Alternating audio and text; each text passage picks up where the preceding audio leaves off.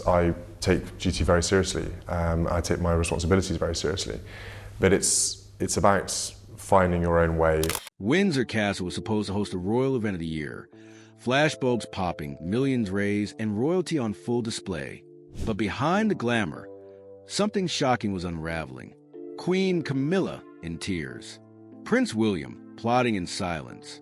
What looked like a fairy tale night was actually the start of a royal power play. And now, the future king's mission is clear. Erase Camilla's legacy. Restore Diana's. This isn't gossip. This is the monarchy's coldest war, playing out behind palace doors. The Gala Gate scandal. Let's start with a night that changed everything. The Windsor Charity Gala, an event that should have been Camilla's moment to shine as queen consort. Think about it. Her first major charitable hosting duty, cameras from around the world. The chance to prove she belonged at the highest levels of royal society. Instead, it became her most humiliating nightmare. Here's what the palace doesn't want you to know. Camilla had spent weeks preparing for this night, not just the usual royal prep. We're talking about something deeply personal.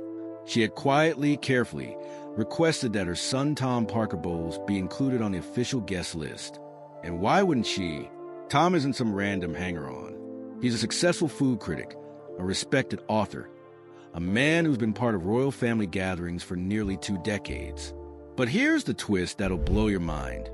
Despite being Camilla's son, despite his mother literally being the queen consort of England, Tom Parker Bowles has never, not once, been invited to spend Christmas with the royal family at Sandringham. 19 years of marriage between his mother and King Charles, and Tom has never sat at their Christmas table. Think about that for a second. Your mother marries a literal king of England, and you're still not considered family enough for Christmas dinner. But Camilla thought this gala would be different. She thought her new status as queen would finally open those exclusive doors for her children. She was about to learn just how wrong she was. Picture the scene. Tom Parker Bowles, dressed to the nines, arriving at the gates of Windsor Castle, expecting to attend his mother's charity gala. Security guards, following explicit orders, turning him away. Not quietly, not discreetly. Right there in front of the clicking cameras, and rolling limousines carrying other guests inside. The man whose mother is literally Queen of England, denied entry to her own event. And inside, Camilla had to stand there, smiling for the cameras, waving to the crowd, all while knowing her son had just been publicly humiliated on her watch. Palace insiders say her hands were trembling, her jaw clenched so tight it was visible in photos. For the first time since becoming queen consort, the mask slipped. She looked vulnerable. She looked defeated. But here's what makes this story absolutely explosive. This wasn't oversight. This wasn't some administrative mix-up or security confusion. Prince William had personally reviewed that guest list. He had seen Tom's name, and he'd made a conscious, deliberate decision to cross it out. When palace aides questioned the decision, William's response was ice cold. This isn't about the guest list. It's about what we stand for. Diana's ghost strikes back. Want to understand what Prince William really stands for? Then you need to understand the wound that never healed.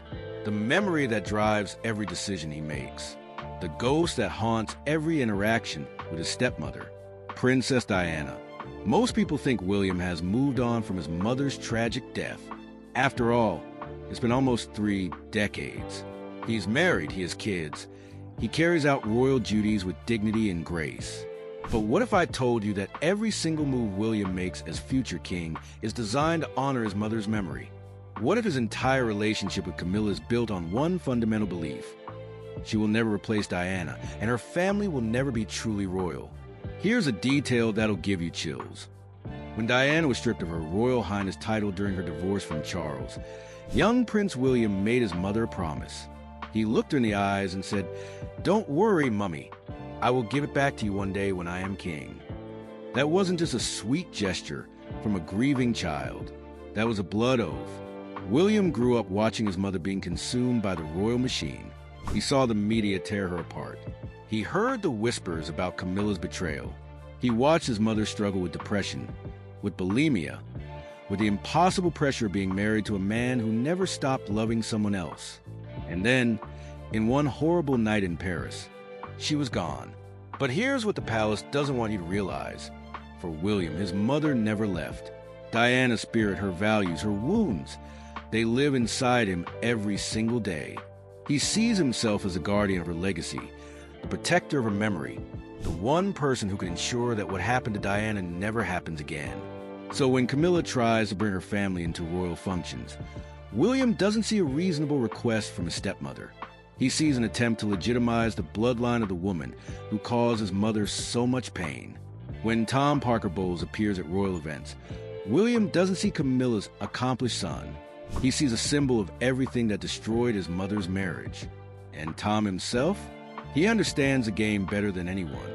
In a recent interview, he admitted something absolutely revealing. I learned a long time ago not to put my fat fingers into the world of William and Harry. Think about those words. Fat fingers, the son of the Queen Consort of England, describing his own attempts to connect with his stepbrothers as unwelcome intrusions. He knows he's not wanted. He knows he'll never be family. And he's learned to stay in his lane. But William's message goes deeper than just keeping Tom at arm's length. Every rejection, every exclusion, every cold shoulder is William's way of saying Diana's legacy is sacred. Her memory is protected. And no one, not even a queen, will be allowed to erase what she meant to this family. The £1 billion power grab. Now, if you thought the gala humiliation was brutal, wait until you hear about what happened next. Because Prince William wasn't content with just embarrassing Camilla's son. He was about to deliver a blow so calculated, so devastating, that would strip away Camilla's last connection to real royal power. Enter Annabelle Elliott, Camilla's sister, interior designer extraordinaire, and for nearly 20 years, one of the most quietly powerful women in the royal orbit. Here's what most people don't know. When Charles married Camilla in 2005, he didn't just get a wife. He got a package deal.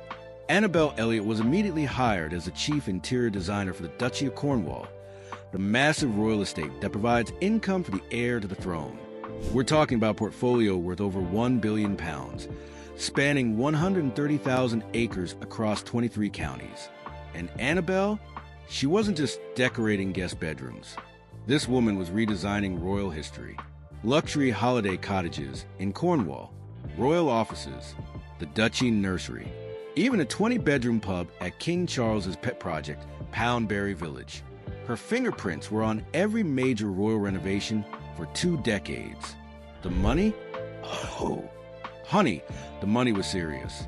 In just one fiscal year, Annabelle earned over £25,000 in fees and commissions.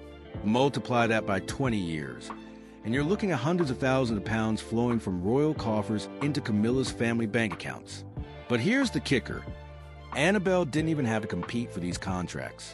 The Duchy of Cornwall openly admitted that its design work wasn't open to other bidders. It was a closed shop, a family business, a sweet deal that cemented Camilla's sister as an integral part of the royal financial machine. Until Prince William inherited the duchy. The moment Charles became king in September 2022, William took control of the Cornwall estate. And one of his first executive decisions? A single line threw Annabelle Elliott's name on the payroll. No fanfare, no official announcement, no explanation. Just a cold, bureaucratic deletion that ended 2 decades of family influence with the stroke of a pen. The official palace line was laughably corporate. Her extensive interiors work across the estate is considered complete, and the current staff have learned sufficiently from her. Translation: thanks for your service, now get out. But palace insiders knew the truth. This wasn't about efficiency or budget cuts. This was personal. This was William drawing his invisible line around the core monarchy and making it crystal clear. Camilla's family might have titles, but they don't have power. Think about the symbolism here. Annabelle Elliott wasn't just Camilla's sister. She was Camilla's emotional anchor. She'd stood by her side through decades of public hatred, through the affair scandal, through the slow rehabilitation of Camilla's image. She was there at the coronation, beaming with pride as her sister was crowned queen. And now, she's persona non grata, cut off from the royal money machine, her 20-year legacy reduced to a footnote in a financial report. For Camilla, watching her sister get axed wasn't just about losing family influence. It was about watching William systematically dismantle everything she'd built. First, her son was humiliated. Now her sister was fired. The message couldn't be clearer. Your family is not welcome in my monarchy. The queen who lost everything. Let's talk about what this has done to Camilla herself.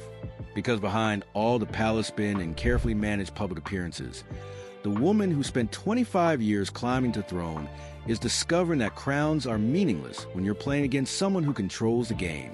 Picture Camilla Parker Bowles in 1997, arguably the most hated woman in Britain, blamed for destroying the fairy tale marriage between Charles and Diana, pelted with bread rolls in supermarkets, called a villain in newspapers around the world. This wasn't just public dislike. This was national fury on a scale that would break most people. But Camilla, she endured it all with what royal watchers called silence and discretion. No public complaints, no tell-all interviews, no dramatic social media meltdowns. She took every insult, every humiliation, every piece of hate mail with the patience of someone who knew she was playing the longest game in history. And it worked. Slowly, methodically, she rebuilt her image. She threw herself into charity work. She supported Charles through every crisis. She proved herself as a loyal, hard-working member of the royal family. When Queen Elizabeth II finally gave her blessing to the relationship, it felt like Camilla had conquered the impossible. Her coronation as Queen Consort in May 2023 should have been her vindication moment. The woman who'd been called a homewrecker was now wearing the crown of England. She'd survived the scandals, outlasted the critics, and earned her place in history. But here's the devastating truth that's only now becoming clear. Camilla was celebrating a hollow victory, because while she was focused on winning public acceptance, Prince William was quietly, systematically, ensuring that her crown would be powerless. Every smile for the cameras masked the brutal reality. She might have a title, but he had control. Palace insiders described Camilla's reaction to her family's systematic exclusion as heartbreaking. After Tom was turned away from the gala, she reportedly told her aides, "I thought we were past this. I thought we were family." The pain in those words is devastating. Here's a woman who'd spent decades proving herself, only to discover that acceptance was an illusion. The silence that had been her greatest weapon during the scandal years, now it's become her prison. Because what can she say? How do you complain that your stepson is systematically excluding your family without sounding petty? How do you fight back against someone who never raises his voice, never makes public accusations, but simply says no? William's genius is in his restraint. He doesn't need to throw tantrums or make speeches. He just exercises his power quietly, efficiently, devastatingly. And Camilla, the woman who survived decades of public hatred, is powerless against this private war. The most painful part? Camilla knows exactly what's happening. She's not naive. She understands that every rejection of her family is William's way of saying Diana's memory comes first. She gets that her marriage to Charles will never erase the past. But knowing the game doesn't mean you can win it. The future king's checkmate. So, let's talk about the mastermind behind this entire operation. Because what Prince William has pulled off here isn't just family drama. It's political genius disguised as personal preference. Think about William's position for a moment. He's not king yet, but he's heir to the throne. He can't openly challenge his father's wife without looking like a petulant child. He can't publicly criticize Camilla without damaging the monarchy's image. So how do you systematically reduce someone's influence when they technically outrank you? You do exactly what William did. You focus on the things you can control: guest lists, contracts, access, money. You make decisions that look reasonable on paper, but send unmistakable messages in practice. You never explain, never apologize, never engage in public drama. You just act. It's brilliant, really. When William excludes Tom from the gala, he's not being petty. He's maintaining royal standards. When he cuts Annabelle from the duchy payroll, he's not being vindictive. He's modernizing operations. Every devastating blow comes wrapped in perfectly reasonable justification. But here's what makes this strategy absolutely ruthless. William isn't just protecting his mother's memory. He's reshaping the entire monarchy for his own reign. Think about the message he's sending to everyone watching. Blood matters. Lineage matters. Being royal by marriage doesn't make you family. This isn't just about Camilla. This is William establishing the rules for his future kingdom. When he becomes king, there will be clear boundaries around who belongs in the inner circle. There will be no confusion about hierarchy, no blurred lines about influence, no question about who really holds power. Palace insiders describe William as calm, resolute, unapologetic throughout this entire campaign. He's not emotional about these decisions. He's strategic. Every move serves multiple purposes: honoring Diana, controlling Camilla, and preparing his own monarchy. And the timing? Perfect. Charles is dealing with his cancer treatment. The monarchy needs stability, and William is positioning himself as a steady hand guiding the future. By the time his father recovers, the new order will be firmly established. Camilla's influence curtailed, her family marginalized, her role clearly defined as ceremonial rather than strategic. It's a bloodless coup disguised as administrative efficiency. And William has executed it flawlessly. The devastating conclusion. Here's where we are right now, and it's absolutely staggering when you see the full picture. Queen Camilla, the woman who survived the affair scandal, rebuilt her reputation from nothing and clawed her way to the throne, is sitting in her palace discovering that her crown is essentially decorative. Her son is banned from major royal events. Her sister has been fired from the royal payroll. Her family has been systematically excluded from the monarchy's inner workings. And the man responsible? He's never raised his voice, never made a public statement, never acknowledged what he's doing. Prince William has conducted the most elegant destruction of a rival's influence in modern royal history, and he's done it with such surgical precision that Camilla can't even fight back without looking pathetic. But here's the part that should terrify anyone who crosses Prince William. This is just the beginning. Because when William becomes king, and that day is coming sooner than most people realize, he's going to have absolute power to reshape the monarchy however he sees fit. And if this is how he treats family members who displease him while he's still just heir to the throne, imagine what he'll do with full royal authority. We're witnessing the birth of what could be the most strategically ruthless monarch in generations. Someone who learned from watching his mother get destroyed by the royal machine, and who's determined to control that machine completely. The woman who thought she'd conquer the monarchy by marrying the king is learning that real power lies with the prince. The future belongs to William, and he's making it crystal clear that Camilla's family has no place in his vision of the crown. Diana's son promised his mother he'd restore her honor when he became king. Well, he's not king yet, but he's already keeping that promise. Every rejection of Camilla's family, every reduction of her influence, every assertion of his authority, it's all for Diana. And if this is what he's willing to do for his mother's memory while he's still the Prince of Wales, just imagine what he'll do when he's actually wearing the crown. Queen Camilla may have won the battle for public acceptance, but Prince William is winning the war for royal supremacy. And in this Game of Thrones, only one player gets to control the board. The future king has spoken. Diana's legacy is protected. And Camilla's reign as a truly powerful queen, it was over before it even began.